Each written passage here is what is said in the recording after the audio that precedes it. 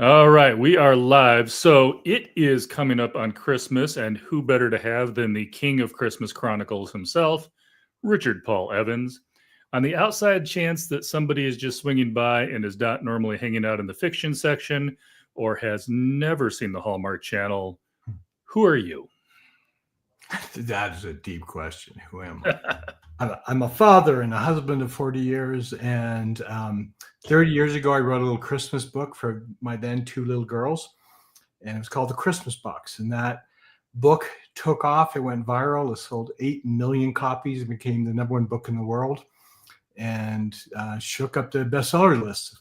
They offered me millions of dollars for it. And that started my career. Since then, I've written 46 New York Times bestsellers.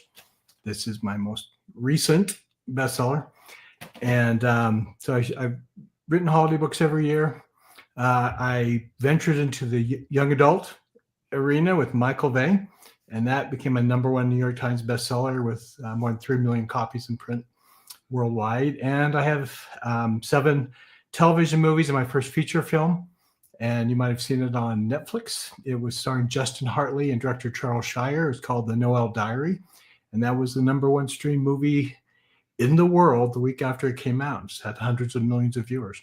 So it's been a really amazing career. I'm very grateful for it. I'm grateful for my wonderful readers. I started a charity when we first came into money called the Christmas Box House. And we help abused, neglected children. And we have actually helped as of this Christmas, 160,000 children. We haven't closed since we opened 30 years ago, and it's been an amazing ride. That's not a bad extra reason to buy the book. Yeah, someone asked me today. I just had an interview, and they said, "So, are you involved at all with the charity?" And I said, "Well, I've done 3 events in the last week, and and I just talked to the director for an hour this morning, and I go, yeah, I'm the chairman. As I get older, I actually have cut things back in my life and decided to focus on a few legacy things. And Christmas Box House, I mean, we've helped and sheltered enough children to fill Madison Square Gardens almost 8 times. And so it's pretty remarkable. And these kids are growing up. I now see them as adults sometimes. I was very young when I started all this. I was 30. And it's a real blessing. I mean, it wasn't when I started. I hated every day when I started, and just about bankrupted us. I didn't realize it would take all of our money and other people wouldn't be giving. And so, we could talk about that. I mean, the charity is actually really miraculous, and I love it. But that's and it's perfectly themed for this time of year as well. I think too. I mean, I think December more than any other time people really think about giving. Yeah, this is our big year. Plus, one of the things we do on top of everything else with these kids, I mean, the big part is keeping them alive and safe and well and having their futures directed. But we also provide Christmas for 3,000 abused children. Yep. And so this is a very busy time for all of that. And we couldn't do it without the help of the community and people dropping off donations. And it's a wonderful time of the year. And I do have a link already down there for your website. I'm assuming they're going to be able to find some information about that on your website as well. Yes. Perfect. All right. So you've kind of also answered a little bit, I think, my next question, which is basically my fun way of saying, why did you decide to become an author? But what is Richard Paul Evans' supervillain origin story? I was a political consultant, so I was a supervillain. And before that, believe it or not, I did clay animation. I was a clay animator. I had a company called Clay Magic Productions. And then I became a political consultant. It was kind of the same thing, moving mouths around and making them say things that you want.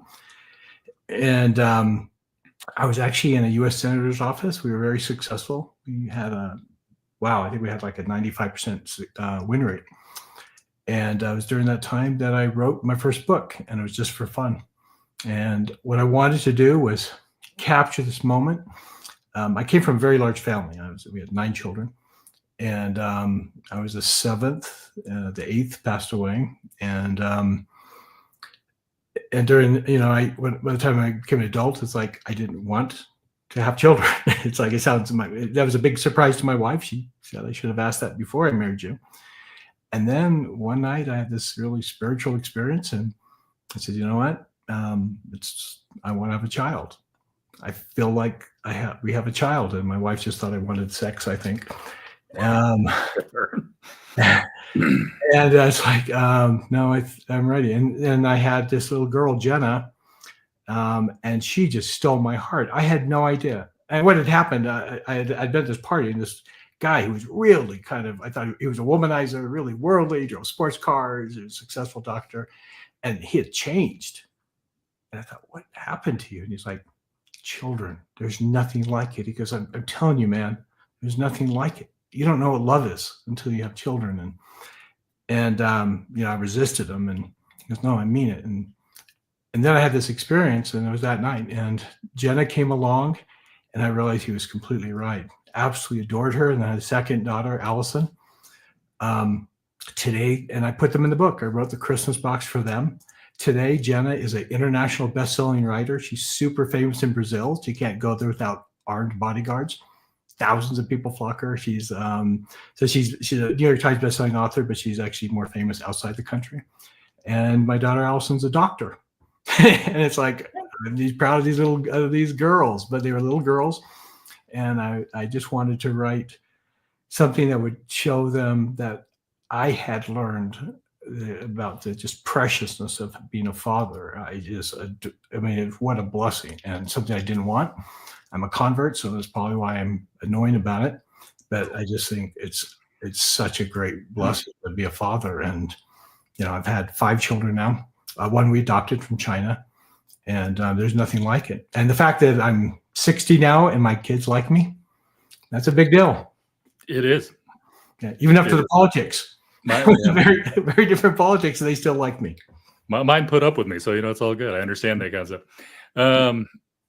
So one of the things, and usually I do these in a certain order, but there's one question I think, excuse me, sorry about that, that I have to bring up.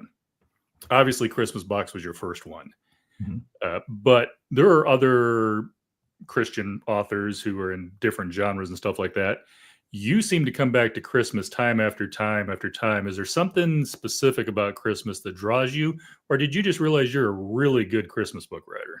Well, first of all, I love Christmas, but I was afraid of being typecast. So when I did Christmas Box, I did something my first book was self-published. So it's actually the most successful self-published book in history. It sold 1 million copies as a self-published book. But I realized that, so once I got a publisher, how do I keep these people? So I did a trilogy, Christmas Box trilogy. And then I'm moving on. It's like, well, I got to get out of this Christmas thing. That's who they think I am. And so I wrote a book called The Locket. It was a movie with Vanessa Redgrave. And I don't remember who else it was, but yeah, it was pretty big. And then my sales were decreasing every year. And I thought this is just normal because, we authors come, like milk, we come with an expiration date usually. And I was kind of down there thinking, this may be my last book. I thought I'm going to write another Christmas story. And, they'll say, dance with who brought you to the dance. And I wrote this Christmas story called Finding Noel. It exploded, just exploded. And they went, Entertainment Weekly and People Magazine, gave it A's, and sold an extra 100,000 copies the first week. I mean, the numbers were just outrageous what it was doing. And it's like, you know what? I think people want me to write Christmas stories. So since then, I've written a Christmas story every year. And some are more Christmas stories than others. Sometimes they just put around the season. And but it's the time of the year when, you come out with a book and you're running with the big dogs. This book, this is the book I have this year. It's number 7 on the New York Times bestseller list. And I mean, on the list, it's like number 8 is David Baldacci, 9 is Nora Roberts, number 10 is Wicked, number 11 is Stephen King. I mean, this is like, it's an insane list. And so it's when all the books are sold. So it's a good time to come out. It's a horribly competitive time to come out, but it's, I like it. I like Christmas. No, perfect. Whatever your answer is a perfectly good answer. So before I get too far into the books, because I always like to ask at least one question for any aspiring writers out there, because I always get at least a couple people who are watching these just because they want to be where you are. If you had one piece of advice, especially as a self-publishing author, if you had one piece of advice that you wish you either did get or you wished you had gotten to make smooth things out a little bit, what would it be? Well, and I actually have two answers for that. The first one was, after I wrote Christmas Box, they offered me $2.5 million to write the second book, to write another bestseller. And so, I set out there, it's like, this is great. I have a #1 bestseller. I'm going to write. And after 4 months, I realized I have no idea how to write a bestseller. And I'm just floundering. And the publisher's getting nervous. They paid a lot of money for it. It's like, well, maybe this guy's a one-hit wonder, which is very likely. One day I'm out writing, and I had this epiphany. It was one of the most important epiphanies of my career. While I'm not walking. That's what I do for inspiration. I walk. And it hits me, you don't know how to write a bestseller. And you never did. And that's what it's like, that's right. I didn't write a book for millions of people. I wrote a book for 3 people.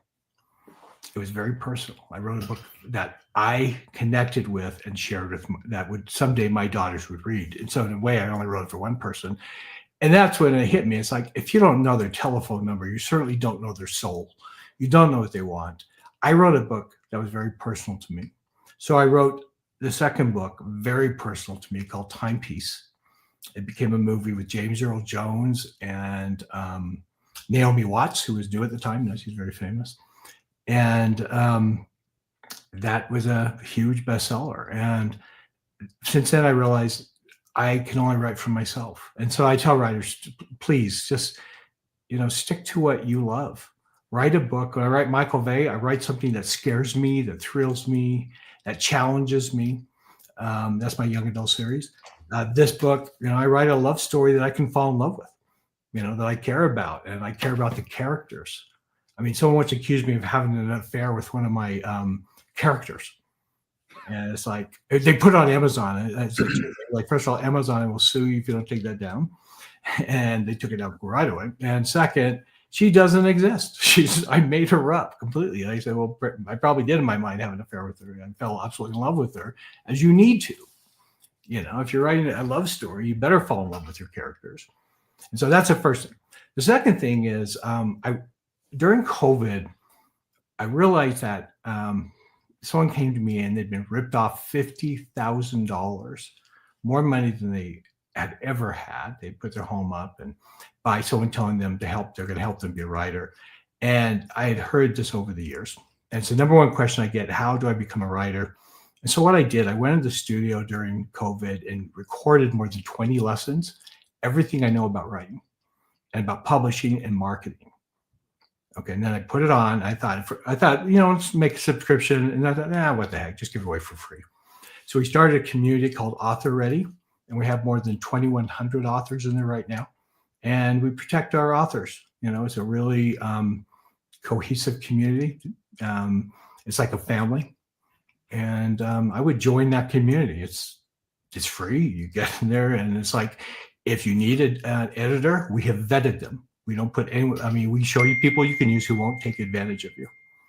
And we don't put them on there if we haven't used them ourselves and tested them. So, that's, and if you want to post that, just authorready.com, just click the link and join. There's nothing to lose, but it's a really great community. I love it. I will get that added later. Yeah.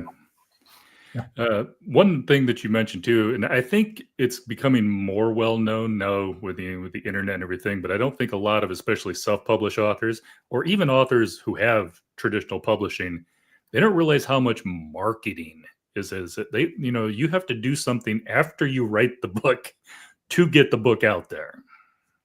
You know what? The writing and the publishing is like getting to the Olympics. The marketing is, okay, now it's time to compete. Yep.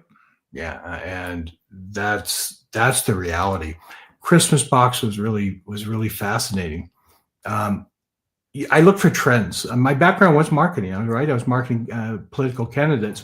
I soon realized that it was just like marketing a book, except they could vote more than once. And so it was the same thing, get candidates out there, get them speaking. You'd find out, is your candidate someone you would hear someone like, and we had a candidate who, if people met him, they would vote for our guy 2-1 over the other. So our job became getting him in front of everyone, every way we could. And so we pushed it like crazy. We found the messages that hit people, that made them want to read, vote for him. Same thing with the book. I found out with the Christmas box that the book was healing for people who had lost children. So I'm on this, I'd be on the biggest shows, the Today Show, the biggest shows in America. And it's like, Christmas is a hard time. And if you've lost a child, I've heard thousands of times that the book brought peace. I was at Starbucks and the manager came out this morning and she was crying. She hugged me. And she goes, your book saved me when I lost my baby. And I didn't even introduce myself. She just goes, you're the Christmas box guy, aren't you? And she was crying. There's something magical. So once you find that, then I shared it. And that's what you need to do when you're out there. You've got to share what the book has to offer, why they want to read it. My Michael Bay series, and it just came out, the very last book in the series, it gets kids to read. And they get obsessed. I hear this every single day for the last 10 years. You got my kid to read. Nice. Every single day.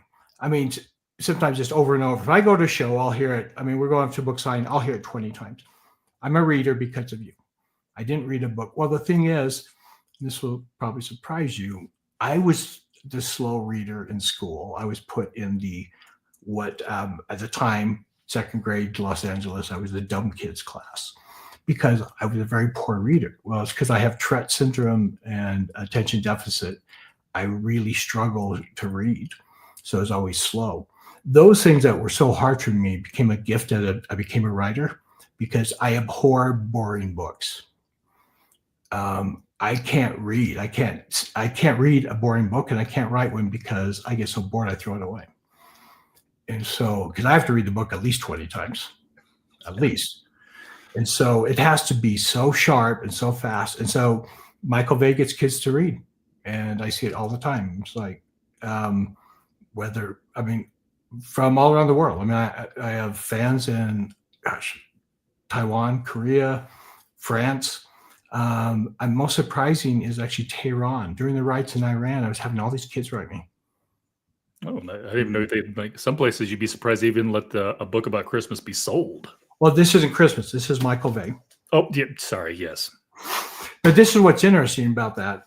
I called my agent. I go, I didn't know we were in Farsi. We're in Iran. She goes, not legally. She goes, we don't have copyright laws with them, so they just stole it. It's you're a bestseller in Iran, and it's like, I'm just happy the kids are reading it and they're loving it, and it means something for them. And the fact that we can connect. I'm on a Skype with kids in Saudi Arabia. The book was chosen at this international school as their favorite book series. And I'm on there with, kids, they come up and ask questions, and they'd always say, I'm from Syria, I'm from Jordan. They would say where they're from.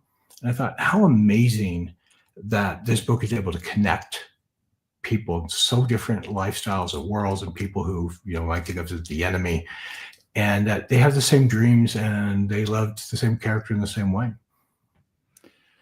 Well, somehow in one answer, you've managed to touch on 3 different questions that I was going to have. I feel like we can probably skip over the first one because one of them, when I was going to get to Michael Bay, I was going to ask about if there was a reason he had Tourette's, and I think you've definitely answered that one already. Yeah. Have you noticed? When I get on TV, I can't stand watching myself because I see myself ticking like crazy. No, I didn't even notice it until after you actually mentioned that you had Tourette's, because, of course, let's face it, just like you mentioned in the Michael Bay book, people, when they hear the word Tourette's, they've got a very specific, stereotypical... Coprolalia, shouting out swear words. Yeah. Which I have. I do have the impulse. I couldn't figure out why I wanted to shout swear words, but I bet it wasn't so strong I couldn't stop myself. Gotcha.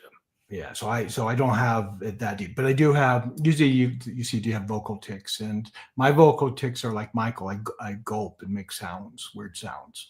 Gotcha. Well, definitely have not noticed that at all. So, well, I don't have it right now, thank goodness. And in fact, I'm sitting here ticking right now. Most of my tics right now are my hands.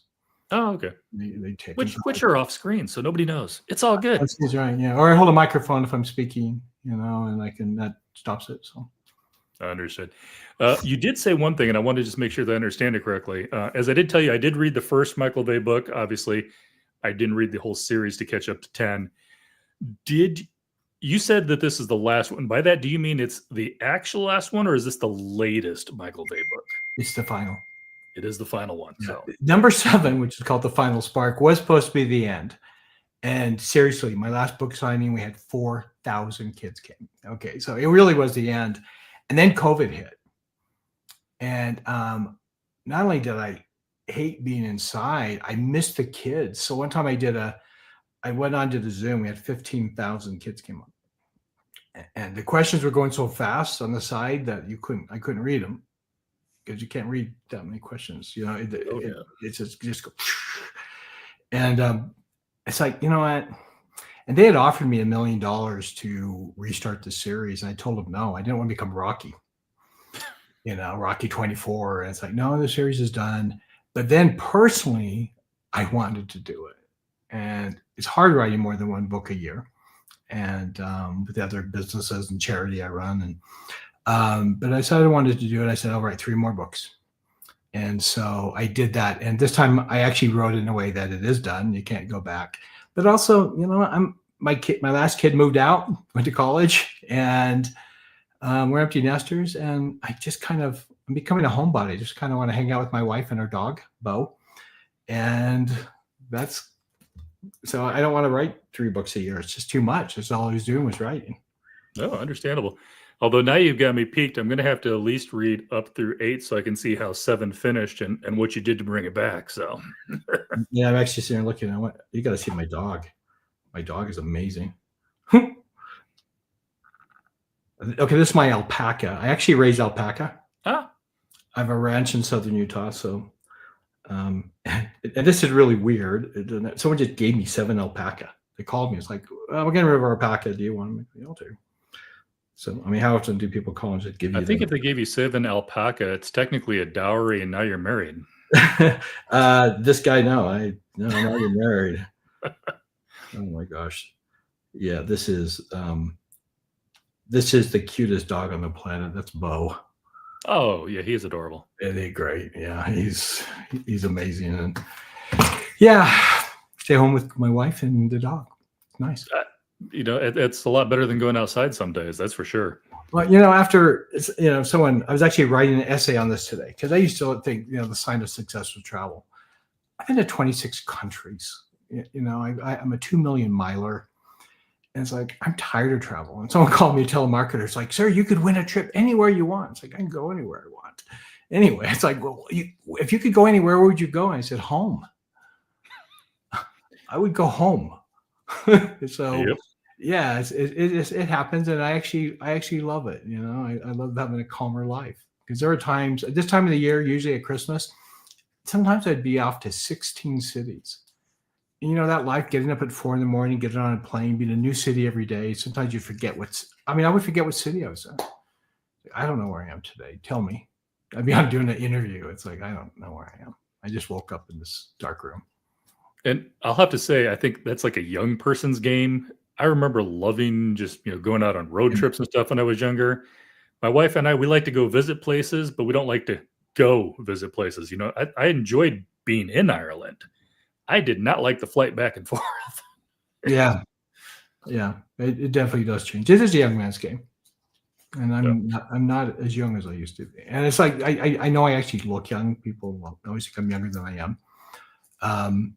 They confuse my daughter for my wife. But, it's not the age, it's the mileage. Inside, I'm 200 years old. Seriously. Yeah, I have the exact opposite problem because I went gray early and thin early. And so I'm not even 55 yet. And people they just assume I'm ordering off the senior citizens discount plate. That's just all there is to it. One thing you mentioned earlier, you're talking about it, and I feel like this ties into Christmas in Bethel a lot. You mentioned that somebody come up to you and talked about the fact that your book had saved them. Yeah. And that is basically the background story of Christmas in Bethel. Yeah. How much of your life ends up in your books? Well, I draw everything from my life or what I observe. And this is really scary. So, I had to talk to my wife. I'm on a show this morning because in this book, a book saves her life. And this is actually, I met a woman who she came to my ranch on a retreat, and she was really quiet, didn't talk to me, stayed away from me. I thought, I wonder why she's here. The truth was she was terrified to meet me because my book had saved her life. She had already planned her suicide. And then she didn't know who I was, and a book just spoke to her, said, read this. And it was my walk series. And I've had dozens of people tell me that book saved their life, dozens. And she started reading it, and she goes, this man understands me.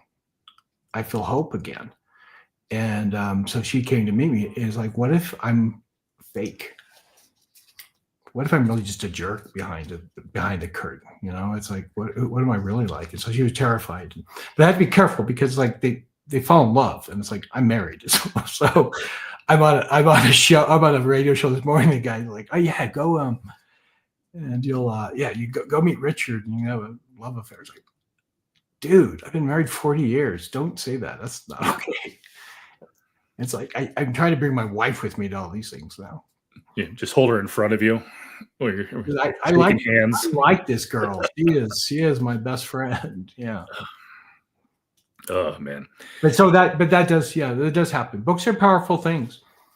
I was at a book signing for Michael Vey. This man came up, and he had a World War II veteran cap on, and he was buying a Michael Vey book for his grandson. And then afterwards, he looked up. He was kind of gruff, and he goes, you write adult books too, right? And I said, yeah. He goes, you wrote that walk series. I said, yeah. He goes, saved my life. Because my wife died last year, and I decided I didn't want to live anymore, so I was going to take my life. And somehow that book got in my hands.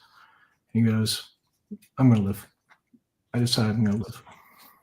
Because of men in the walk, after he loses everything, he decides to take his life, and then he decides to walk instead. He walks from coast to coast. And I drove coast to coast over 4 years, stopping every 12 miles across America to write that series. So. Wow. So I don't know, and I apologize if I give her the wrong position, but I don't know if your assistant shared with you what I told her about your book. Was that weird text? Oh no, I don't text, but no.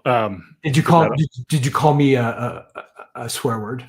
Well, I mean, some people might consider that one. Yes. Okay, because she's a country girl. Gotcha. I don't think she's been with me for 16 years. I've never heard, well, no, I heard her swear. I got her to say damn once. So she saw that. She thought you were furious. Oh, no. I had to read it and translate it. And I go, oh, this is delightful. It was very tongue in cheek. It was awesome. No, I go, this is what he's saying. I go, I absolutely, it's like, I fell in love with you at that moment. I go, this is awesome. In case my mother watches this later, the word was bastard. Okay. It was not. It was bastard. It was okay. Some people do consider that a swear word. I consider that very much on the low end. But the point I was trying to bring up was the fact that, a lot of people can write, because I think at the heart of a lot of your books. Sorry. Thanks, Brad. Appreciate that. All right. I think a lot of people who can write, romance books. I think at the heart of your stories, there is a lot of romance in your books, but the emotion, they don't necessarily write good emotion. I mean, anybody can write. I mean, let's face it, quote unquote, 50 Shades of Grey as a romance. But yeah, anyhow, we're not going to get into that. The fact that you have written this book that, like I said, to me, and this makes perfect sense since you've got quite a few movies out there, it feels at the very beginning very much, like I said, a Hallmark Christmas movie.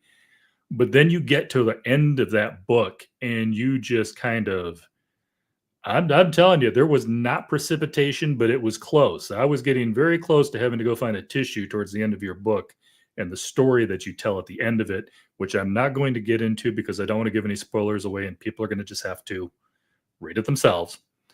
But the fact that you can get that emotion into a book and take people through that and come out the other side, I think that's what really connects with people. Not every author gives them that. I think, to me, it's spiritual alchemy. When someone reads something and they connect and they get emotional, then I know that we have connected on a level and we understand each other on a level. And when people write me, how do you do that? Again, I coach writers, right? I mentor writers, and I say there's only one way of doing it, and that's authenticity. It's got to be true, and it's got to be real. I mean, it's got to be something you feel. And so, I mean, I feel the emotions, and I know you're talking about. I love this. I love Christmas in Bethel. I mean, the book's a complete miracle. It shouldn't exist, and I wasn't sure how it was going to end. Actually, I'm just riding along. I'm thinking, man, this is fascinating. In fact, one of the characters in there is on the spectrum. He's on the autism spectrum. I did not know it as I was writing, but he spoke that way the entire time. He acted, his behavior, and I have family members who have autism, and so I'm very familiar with it. And he spoke that way the whole time. And I realized at the end, it's like, oh my goodness, this book is more like a download, and the characters came complete, and they're deep and rich, and the fact that he spoke the way he did, and he's hilarious, and he's so dry. His humor is just so dry. I just adore him. But that's to make a book real. It's like you have to see it happening. You have to feel it and know it's true, and not overstate it, but understate it. Pull it back. Make it less than it is. I looked at someone's book they sent me today, and it's like exclamation points on everything. It's like I had an editor early on say, if you use an exclamation point, you don't ever use it at all if you can, but don't ever use more than one a book. If you have to use the exclamation point, you obviously haven't set up the situation well enough. Fair enough. Yeah. All right. So one other thing I want to talk to anybody who maybe Christmas books aren't on their wish list, for lack of a better term. They're not into that sort of thing. I did see something that said you're out of like almost 50 books that you've got so far, this is your wife's like third favorite. Yeah. What really put it up that? Because I feel like Christmas in this one was very. It's all good. It was very much a background. It's not really to me. Christmas is in the name more than it was in the book itself. Yeah, it's not. Yeah, it's not really a Christmas story. I mean, it's a background. It's kind of like the drama takes place on a certain set. Kind of the same way. The way I write is human drama. So I went to I was at a book show, and then I went to breakfast with 3 fantasy authors. So Brandon Sanderson, which is now one of the biggest authors of the world right now. Christopher Paolini, he wrote Aragon, and Brandon Mull and me. And I soon realized a lot of these guys have nothing in common with them. Okay. They write about dramas so they can write about science fiction because they love the science of it. And hearing them talk, it's like they're just in a completely different world than mine. There's all about that world building. Mine is about relationship building. So Michael Bay's science fiction, but it's really, it's really more about the relationship between the 17 electric children and how they see each other. And that's why I think has done so well, is the kids connect with them and they think they're real. They like, I know this character. So I write drama, and I forgot what your question was, but why was this one so high? Your wife, put this almost at the top of your list. Yeah. So I think 2 reasons. One is because it's a fun read, and it's a miracle book. What happened is this was a really hard year for me. I had some close deaths in the family, and then I got sick, and I kept sick. And I was sleeping a lot. I was having trouble writing. I didn't know what was wrong. And in the middle of this, I had to have a surgery, and I got a blood clot. And my Michael Bay book was already due, and I was only a third into it. And I get a blood clot, and it goes to my lungs. While they're going after that, they come back. It's like, we're turning you over to oncology. We think you're filled with cancer. And it's like, this is quite a year. So here I have books due that I may not be alive to even see. So I'm planning on how I need to make this seamless for my family, for my wife, take care of Carrie. That's what I do. I'm a protector. And it's like, I got to finish these books for him. you know, get the money and finish it. And I also want to finish Michael Vey for the kids. You know, I love the kids. I love my readers. And it's like, I want to give them a finale. It'd be horrible to just die and not finish it. So I'm pushing on this, and I'm doing tests and things through it. And the first test comes back positive. It's like, great. And then the second test comes back positive. It's like, yeah, you got cancer and it's in your chest and abdomen. It's like, how spread is this thing? And then finally, it's like they open me up and they come back and it's like, you don't have cancer. It's like, well, what's wrong? So we don't know. It's like, it's not cancer. And it's like, so this actually, the relief of that, actually, I felt so much better just having that. And I finished Michael Vey. And the day before I turned that in, I get a call from my adult publisher and they say, we need your Christmas book. And I said, the one I haven't started, and they're completely freaked out. It's like, if we had this date and it was 7 weeks away, you have this date. If we don't have a book by then, no book this year. Well, I didn't have a book the year before because they decided to do a 30-year anniversary with my first book. So they actually didn't do a book. And it's like 3 years. I mean, could you imagine watching your favorite series and they say, okay, we'll come back with the new episode in 3 years? They're gone. It's like, that can't happen. And so I just told God, I said, look, this isn't possible. We both know you can't write a book in 7 weeks. I can't edit. At least I can. Maybe John Grisham can, but I can't do that in 7 weeks. And but I'll give everything. I'll write double time, and I'll give everything. But I need your help. And so what happened? I'm writing. I mean, seriously, you should have seen me. I look like a hermit. There are weeks that I didn't shave or shower, and just wore the same sweatpants and t-shirt, and just sat there and wrote. I'd write till 2 a.m. and go to bed and dream about the book and come back and write. And while I'm doing this, something weird starts happening. I start to see these numbers, 11:11. And every time I look at the clock, it's 11:11. It's like, what is this? It's happening over and over and over. 11:11 in the morning, 11:11, 1:11. And it was the only time I look at the clock, it would be these ones. And finally, after like 3 weeks of this, like, what is going on? I'm seeing this every day.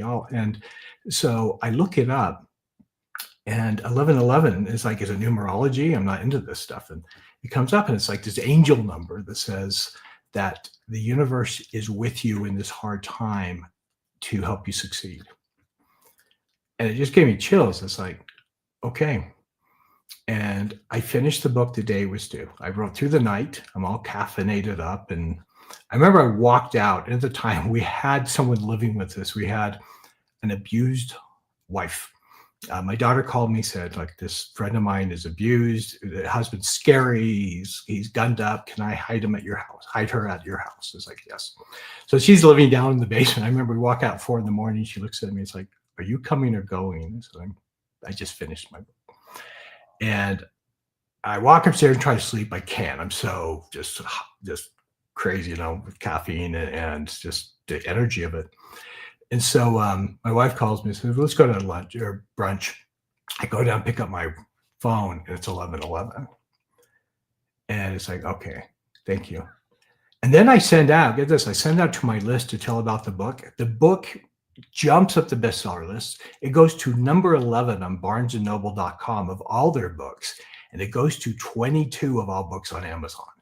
That's 11 plus 11, 22. Mm-hmm. I couldn't believe it. It's like, okay, this is like the most... It's like if the universe ever wanted to send a message, it's almost ridiculous. So anyway, so I'm having this really powerful experience with this book that I didn't even know how it was going to end till the last week. And I'm thinking, this is an amazing ending. This is like blowing my mind. It's like, I thought it was going to end 3 other ways, and it didn't. The ending was like, this is actually kind of brilliant, but it's more brilliant than me. This is from another side. And so I gave it to Carrie, and she's terrified because I wrote a book in 7 weeks. It's going to probably be awful. So she starts reading it, and we have this thing. I mean, I always give her a book and say, this is the best I can do. If it's not the best I can do, I won't give it to her. This is the best I can do. I gave everything I had for it. And I walk in on her. She goes, oh my gosh, Rick, this is good. She goes, I can't put it down. I can't turn the pages fast enough. That's what she said. And then when she finished it, she walked out. She goes, how did you do that?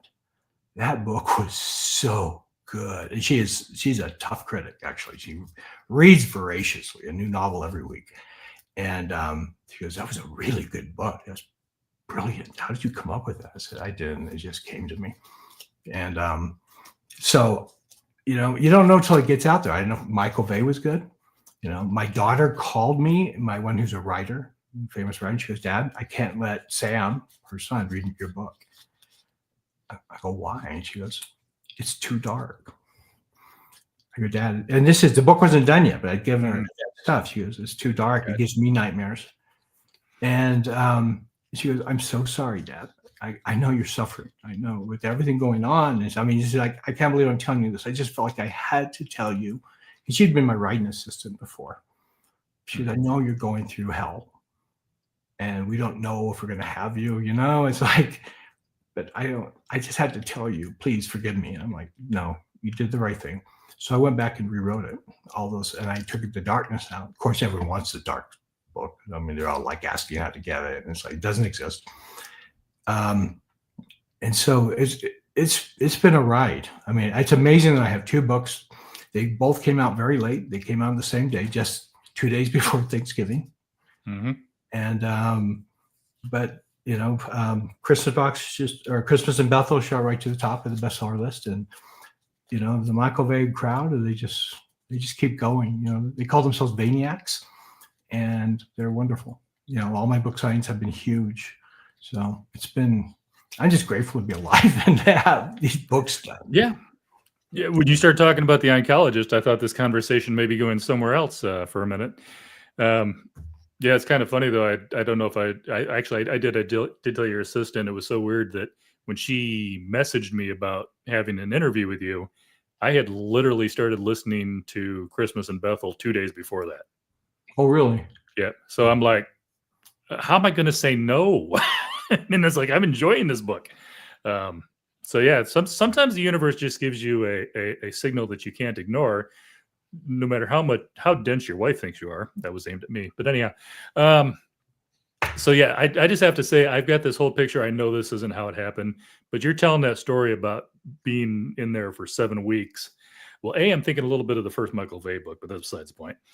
B, I've just got this picture of you like Forrest Gump when he's on his run. You get the beard growing out.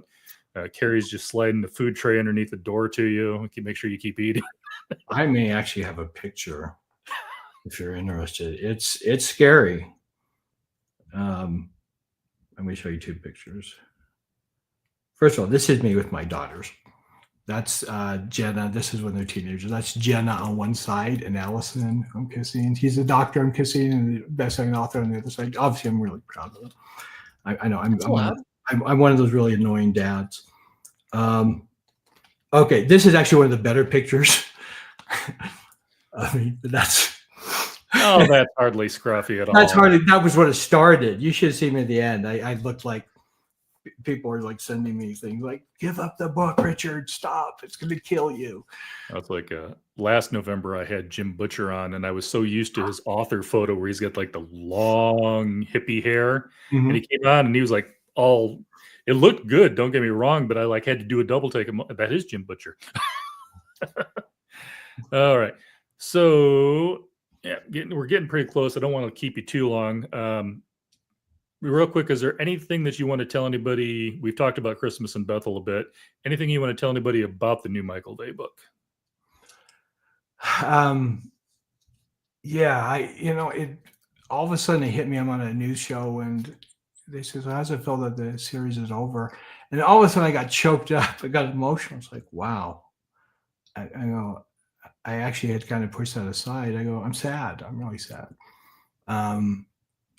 Michael's my friend. He's my counterpart. He's the guy I wanted to be growing up. And I'm just so grateful that I wrote a book that was successful, and Glenn Beck, the radio show host, he was my partner on it and he was a very big help. The book when I first showed it to publishers, they thought the entire series, the offer they made dollar-wise would sell 30,000 copies, all 7 books together in its lifetime. And a little better than that. It sold 60,000 copies the first day. the first book, and it blew everyone away. They went back to press 6 times. It #1 in the New York Times. It just blew everyone away, and it blew me away. It's just like it's good to have a win like that. It's good to Yeah, this have writing thing may work out for you. in my yeah. Well, and writing for kids, it's a lot of people are doing it because of the success of Harry Potter and Twilight. It's like YA stuff is good, and a lot of people jumped into it. And let's face it, no one wants to read. No parent wants their kid to read young adult from Stephen King, because there's a certain darkness to it. So in my case, where I have my books are inspiring. The parents are like, oh my gosh, if I can get my kid to read a Richard Paul Evans book. So the problem is the kids didn't want to read it, because their grandparents and parents are telling them to read it. And it took about 1.5 years for it to seep down into them and to them to say, okay, we like this. And so my first book signings were just like my adult signings. They're all adults there. It's like, I didn't write this book for you. And then it got more and more, and then it got to the point where it had 4,000 kids at one sign, and it got insane. So, but it took a while for that to seep through and for it to become cool. Yeah, I got to tell you, tell other kids. Well, I got to tell you, I'm in Cincinnati, Ohio. This kid comes up, I thought, man, he looks like a gang member, right? Because he has the hood pulled over and everything, and he goes, "Yo, Evans, we have gang signs for Michael Bay." I go, "You do?" And he goes, MV, right? And I go, there are gang signs for Michael. I didn't know gangs are red. He's like, and he goes, yeah. I go, I got street cred. He goes, yeah. I go, wow, gang signs. It was so funny. Yeah. Well, those characters in the prison were making up their own sign language in your first book. So. Oh my gosh, yeah. Yeah, that's what your reference. I caught your reference when I'm in there for 7 weeks. It was my own cell 25. Yep. So, that wasn't the original name. The original name of Michael Bay, if I showed you, you die. The original name was Michael Bay and the Electric Cheerleader. And I soon found that everyone hated that title. But it was actually Glenn Beck who said, are you open to changing the title? And I said, I'm open to anything that sells books. And so we did a test. We put it on his Facebook page. We had 10,000 votes overnight. His title was Prisoner of Cell 25. Mm-hmm. It got 94% of the vote. And Electric Cheerleader got 1.8%. It's like 91%. And it's like, okay, yeah, my title sucks. But that would have been the title, though, if it had been turned into a TV show in the WB. that I can totally say. Yeah. So, no. Dating myself there, young people are like, what's the WB? But anyhow, so yeah, I'm going to wrap this up here just because I don't want to keep you on too late. I know you got something going on tonight. So I'm going to go over one question that I forgot to ask you. This is another author question I usually ask for the authors out there, the aspiring authors. What does a day, other than when you're, in prison, what's a day in the life of Richard Paul Evans look like? Not what you would probably expect. I'm incredibly manic. I am bipolar as well. And so I have 5 different businesses. And and everyone says, you make so much money in your books, just settle down and write. You'll make more money. It's like, I don't think that way. I can't do that. So my background was marketing. I love marketing. So I spent a lot of time marketing. I started a publishing company, and it's approaching its first $1 million. It's doing really well. And that's where I'm at. So, and then it's time to start my next book. They want to know what my next Christmas book is. So that's what comes next. I'm going on a tour tomorrow. And then when I'm back, I will write and hang out with my family. Nice. And we know Vasoverse, and you've got one more Christmas book, so that kind of answers another question. What are you reading right now? I'm not reading anything right now. That's a lot. I don't, yeah. And because remember, I'm a slow reader. I'm not a good reader. I wish I were a good reader. And so I don't read a lot. And also one of the problems with people with Tourette's syndrome is like, I don't know do you remember Rich Little, the impersonator? Yes. Yeah. Okay. Most of the impersonators have Tourette's. Interesting. And I watch my son, like watching TV, he has Tourette's, and he'll just sit there and replicate what they say. I can adopt and write in almost any style. So if I read like Tolkien, I'll start writing like Tolkien. The way my mind works. So I have to be really careful. I was the Lord of the Rings was coming out, during one of my, way back when, and I'm writing. All of a sudden, my editor goes, "What happened to your book? Why does it sound like Tolkien?" It's like, yeah, I'm reading this, Lord of the Rings again, getting ready for the series, and it's like, stop, because my style will change. I don't think you're alone on that. I do know a few authors where they'll read between books, but they can't read while they're writing a book because there's like they the same thing. They start picking it up. Yeah. Okay. What else do I got? Oh, I have forgot. I don't know why I'm blanking. All right. What skill? Well, I think you kind of already answered this one too. What skill, hobby, or accomplishment do you have that you wish people might ask you about a little bit more instead of always asking about writing? If any. Yeah. Well, if let's say heaven forbid something happened to Carrie right now, I would move to my ranch, and I want to be a rancher. Well, you got the alpacas to start, so we got alpaca. We've had horse. It's a 200-acre ranch. I love that place. I mean, that's where I spend every minute I can. It's where I go for peace. It's had a wild year with mountain lion and forest fires, and that's where I go to be in the land, and I love it. So, I love four-wheelers, and I love cooking down there, and I make the world's best pancakes. Nice. Oh, my pancakes are amazing. So it's the only thing I know how to make, that and fried rice. I make great fried rice. All right. So 2 more questions, and I promise I'm going to let you go. What question, if any, and this is basically just an open-ended talk about anything you want to talk about, were you expecting and did not get?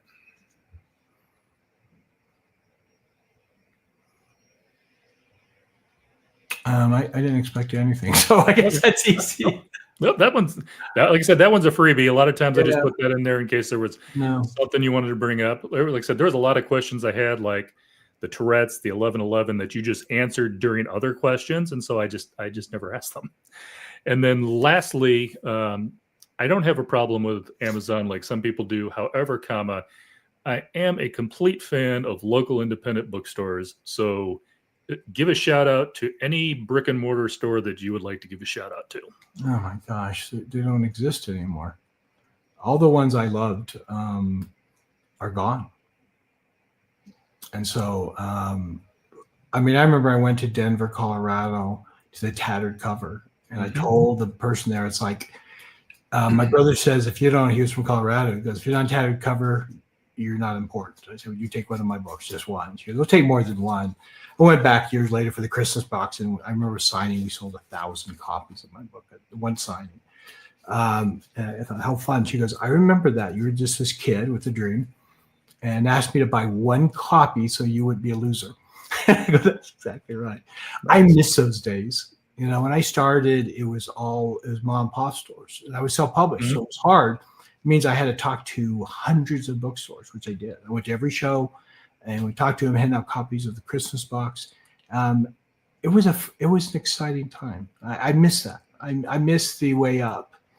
And back then, it's like Walden Books. I loved Walden Books. They were in all the malls, and then they disappeared. And Barnes and Noble was just growing, and then they became the Gorilla, and then came the Price Clubs, and these Amazon, Costco's, and really Costco was a huge one. They sold 60,000 copies of my book the first year.